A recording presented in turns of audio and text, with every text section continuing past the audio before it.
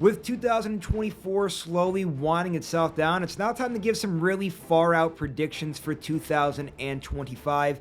In this video, we're going to feature the Women's Australian Open, and with this one being in January, kind of makes it maybe a little bit easier to navigate its way through than some of the other Grand Slams would be, but still, I think when you're looking at this year's Australian Open, still a lot of names in play. We're going to have to see who's playing well in the lead up to it. Obviously, you're going to have Aryna Sabalenka, who won the last two Australian Opens and is also coming off a very strong ending to 2024, where she actually won the U.S. Open in several tournaments in the later part of 2024. You're also going to have Coco Gauff. Gauff, of course, just won the WTA Finals. She also won the China Open in the later part of the year. Really, ever since splitting up with Brad Gilbert, Gauff has been rolling a lot of momentum for her in 2024. Speaking of momentum, how about Qinwen Zheng? Zheng playing very well ever since the Olympic Games, where she won the Olympic gold medal, quarterfinalist at the U.S. Open, finalist at the WTA Finals, several other good showings in the later part of 2024. Zheng is riding high into 2025.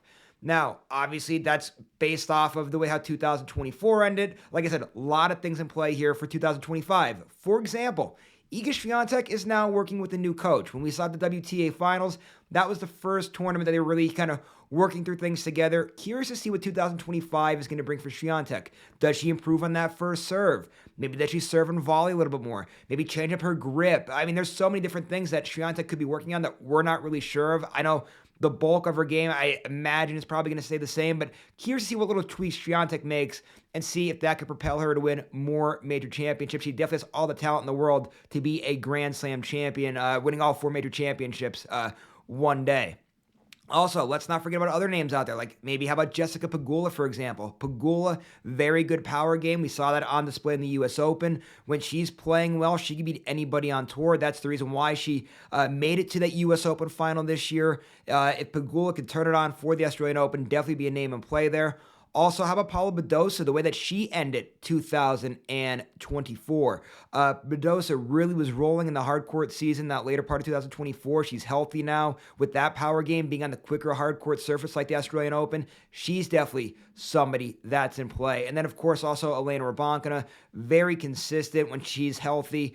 Let's see how that health is in 2025. It was a struggle there in the later part of 2024. But when she's healthy, Rybakina could absolutely be in play here for the Australian Open. Now, those are just a few names off the top of my head throwing it out there, and I'm sure you guys probably would all agree. You can make a case for all those players. As far as this far-out prediction goes, and I doubt this is probably going to change by the time we get to January, it's Aryna Sabalenka winning the last two Australian Opens. Such a great hardcourt player. Somebody that you're always at the mercy of her racket. And again, you're on those quicker pace hardcourts.